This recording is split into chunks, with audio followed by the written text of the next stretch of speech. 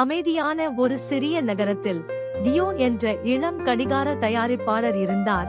அவர் தனது நாட்களை கடிகார அதிசயங்கள் நிறைந்த ஒரு வினோதமான பட்டறையில் செலவழித்தார்.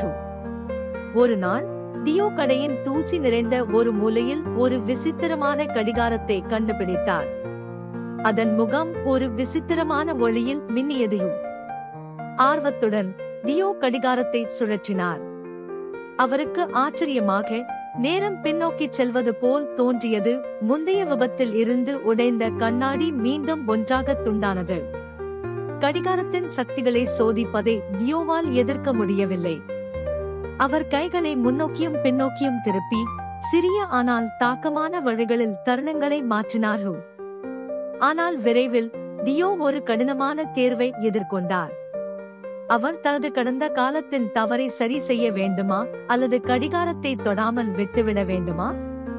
தியோ யோசித்த போது ஒரு மர்மமான பார்வையாளர் தோன்றினார். அவரின் எதிர்கால பதிப்பு காலத்துடன் தலையிடுவது எப்படி குழப்பத்தை ஏற்படுத்தியது என்பதை எதிர்கால தியோ விளக்கினார்.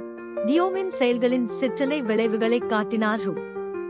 ஆபத்தை உணர்ந்த தியோ கடிகாரத்தின் சக்தியை எப்போதும் தவறாக பயன்படுத்த முடியாது என்பதை உறுதி செய்ய முடிவு செய்தார். தியோவின் பட்டறை இயல்பு நிலைக்கு திரும்பியது. ஆனால் அவர் நேரம் மற்றும் அதன் மர்மங்களுக்கு ஒரு புதிய மதிப்பை எடுத்துச் சென்றார். நேரம் விலை மதிப்பற்றது. புத்திசாலித்தனமாக பயன்படுத்தவும்.